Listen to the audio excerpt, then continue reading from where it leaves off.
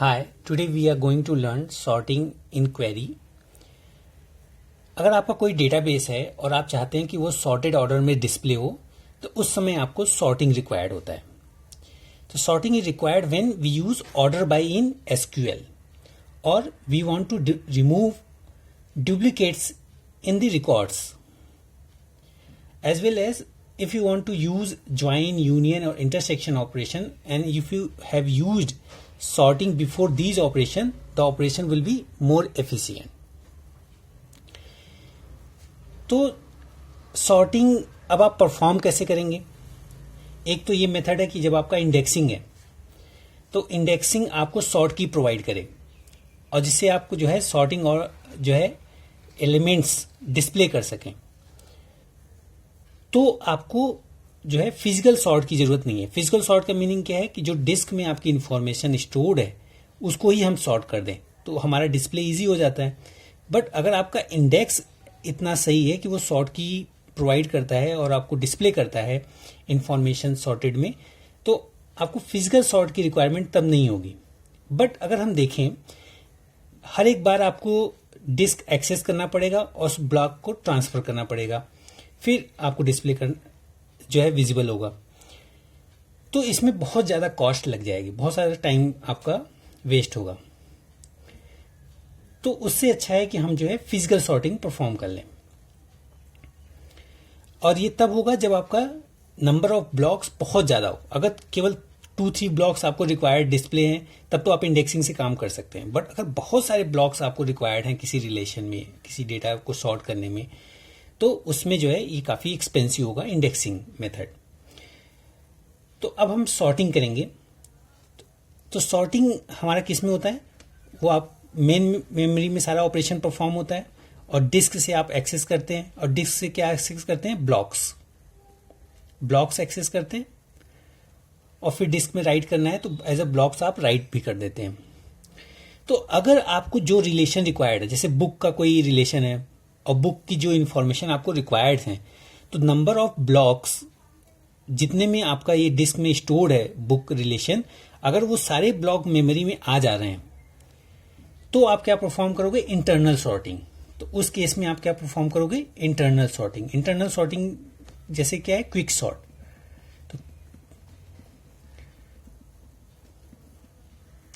तो internal sorting आप perform करेंगे और उसको सॉर्ट करके आप उसको राइट कर सकते हैं. बट अगर जो नंबर ऑफ ब्लॉक्स आपके बहुत ज़्यादा हैं और सारे एक साथ मेमोरी में नहीं आ पा रहे हैं तो उस समय आपको एक्सटर्नल सॉर्टिंग रिक्वायर्ड होगा. तो एक्सटर्नल सॉर्टिंग में हम यहाँ लर्न करने वाले हैं मर्ज एल्गोरिथम, यदि मर्ज सॉर्ट. तो मर्ज सॉर्ट एग्जैक्टली आपका 2 फेज में वर्क करता है. एक तो सॉर्ट फेज, दूसरा मर्ज फेज. तो सॉर्ट फेज क्या करता है? The records in the file to be sorted are divided into several groups called run and such that each run can fit into buffer. इसकी मीनिंग क्या है कि आपको जितनी बफर मेमोरी में फिट हो सकती है, जितनी ब्लॉक बफर में फिट हो सकती है, मेमोरी में फिट हो सकती है एट ए टाइम, उसको हम मेमोरी में ले आते हैं, उसको सॉर्ट करते हैं और फिर उसको राइट बैक कर देते हैं डिस्क में. और डिस्क में किसी टेम्पररी प्लेस पे हम उसको राइट बैक करते हैं. फिर अगेन जो रिमेनिंग ब्लॉक्स हैं फिर उसको ले आते हैं और फिर उसको सॉर्ट करके फिर से राइट बैक डिस्क में कर देते हैं. ये प्रोसेस करते जाते हैं तब तक आपका पूरा सॉर्ट ना हो जाए. सेकेंड मेथड क्या है? मर्ज फेज. तो मर्ज फेज से पहले ये जो रन वर्ड है, रन वर्ड क्या है कि नंबर ऑफ ब्लॉक्स. अगर मान लो एट ए टाइम आप 3 ब्लॉक्स मेमोरी में ले आ सकते हैं तो एक रन फेज में आपने कितने सॉर्ट फेज परफॉर्म किए? कितने ब्लॉक सॉर्ट किए? 3. मर्ज फेज क्या करता है कि मर्ज फेज जो सॉर्टेड रन है are merge into longer run of sorted records. तो वो क्या करेंगे? जो सॉर्टेड रन होंगे उनको मर्ज करेंगे. उसको हम एग्जाम्पल से देखते हैं. ये आपका डेटा सेट है. तो मान लो ये एक ब्लॉक है, ये एक ब्लॉक है, ये एक ब्लॉक है और एट ए टाइम जो है मेमोरी में सिर्फ 3 ब्लॉक्स आ सकते हैं. तो फर्स्ट ये 3 ब्लॉक्स को हम मेमोरी में ले आएंगे, इनको सॉर्ट करेंगे. जब सॉर्ट करेंगे तो ये क्या हो जाएंगे? 11, 16 और 18. फिर इसको राइट बैक किसी टेम्पररी प्लेस पे डिस्क में कर देंगे. फिर अगेन नेक्स्ट ब्लॉक जितने 3 ब्लॉक्स हैं इसको मेमोरी में ले आएंगे और फिर इसको सॉर्ट करेंगे, तो ये क्या हो जाएगा 12, 13, 17। फिर इसी तरीके से इसको भी ले आएंगे, तो इसको सॉर्ट करने के बाद क्या हो जाएगा 15, 19, 21। फिर इसको ले आएंगे। ऐसा जरूरी नहीं कि हमेशा 3 लाना, अगर लास्ट में आपका 2 ही बचा हुआ है तो 2 ही को आप ले आ सकते हैं मेमोरी में, तो इसको सॉर्ट करेंगे 14, 20।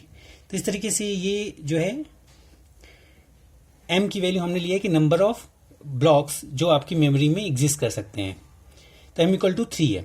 और टोटल नंबर ऑफ ब्लॉक्स आपका सॉर्ट हो रहा है मान लो b, ये टोटल b है, तो b में क्या है 3, 3, 6, 3, 9, तो 11। टोटल b की वैल्यू क्या है 11। तो कितने आपके रन रिक्वायर्ड हुए 11/3, it's mean 3 point something, which is आप फ्लोर वैल्यू लेंगे तो 4, तो ये 4 रन है 1, 2, 3, 4, मतलब 4 टाइम आप जो है मेमोरी में ब्लॉक्स को ले आ रहे हैं और उसको सॉर्ट कर रहे हैं, उसको सॉर्ट करके राइट बैक कर रहे हैं डिस्क भी। अब इसका मर्ज का प्रोसेस आना है, तो मर्ज कैसे करेगा? मर्ज करने के लिए आप m-1 देखो, read first block of m-1 run, तो हम इन दोनों ब्लॉक में से ये दोनों एलिमेंट्स लेंगे और बफर में स्टोर करते जाएंगे। तो 11 और 12 को जो हमने मेमोरी में लाया था, इनमें चेक किया कि लेसर वैल्यू किसकी है 11 की, तो यहां लिख दिया। फिर इसको रिमूव कर दिया, क्योंकि इस जो है रन से हमने 11 एक्सट्रैक्ट किया था, तो नेक्स्ट टाइम इसी से ही हम कंपैरिजन करेंगे। तो 16 और 12 का कंपैरिजन करेंगे तो 12 आ जाएगा।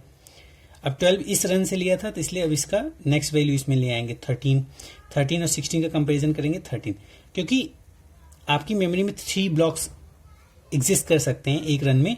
तो अब ये 11, 12, 13 को हम राइट बैक कर देंगे, कहाँ? डिस्क में। ठीक है, 11, 12, 13 को राइट बैक कर दिया। अब ये आपका बफर फ्री हो गया। अब नेक्स्ट टाइम जो है आप जो है 17 और 16 इसको कंपैरिजन होगा, तो आप 16 लिखेंगे। फिर 18 और 17 का कंपैरिजन होगा, तो 17 लिखेंगे, फिर 18 लिखेंगे। तो आपका इस तरीके से 16, 17 और 18 ये आपका शॉर्ट हो गया, मतलब मर्ज हो गया इन सॉर्टेड ऑर्डर। इसी तरीके से इसको भी हम करेंगे, तो इसमें आएगा आपका 14, 15, 19, 20 एंड 21। और सेम प्रोसेस हम कंटिन्यू करेंगे जब तक पूरा मर्ज होकर के सॉर्ट ना हो जाए। तो आपको फाइनली जो आपका आउटपुट आएगा वो 11, 12, 13, 14, 15, 16, 17, 18, 19, 20 एंड 21। तो ये आपका डिस्क में राइट बैक हो जाएगा। अब आपका ये फिजिकली सॉर्टेड अवेलेबल है और इसको आप डिस्प्ले कर सकते हैं। इसमें आप देखें कि m-1 रन हमने यूज किया है, और उसके बाद जो फर्स्ट रिकॉर्ड है उसको बफर में हम स्टोर करते जा रहे हैं। जब ये पूरा मर्ज हो जाता है तो इस पूरे प्रोसेस का कॉस्ट क्या है? अगर हम कॉस्ट की बात करते हैं, क्योंकि अभी हम कॉस्ट पे ही देख रहे हैं, उसी की बेस पे इवैल्यूएशन प्लान हम बनाते हैं ना, तो कॉस्ट कितना हुआ इसका? तो अगर मान लो B ब्लॉक्स हैं किसी रिलेशन, जैसे बुक रिलेशन में आपको B ब्लॉक रिक्वायर्ड है डिस्प्ले करने के लिए, बट मेमोरी में केवल 3 ब्लॉक्स ही आ सकते हैं, m इक्वल टू 3। तो सॉर्टेड रन कितना हो जाता है? Sorted run, total sorted run S equal to B/m, इतना आप सॉर्टेड रन परफॉर्म करते हैं। जैसे यहाँ पे 4 हमने परफॉर्म किया था, ये फ्लोर वैल्यू ले रहे हैं। और जो मर्ज पास है, मर्ज पास स्मॉल m अगर हम देखें तो that is equal to log of m-1 and floor value of B/m। So total transfer कितना हो गया? अगर ब्लॉक्स के ट्रांसफर टोटल कॉस्ट जो है वो होगी 2B/m+1।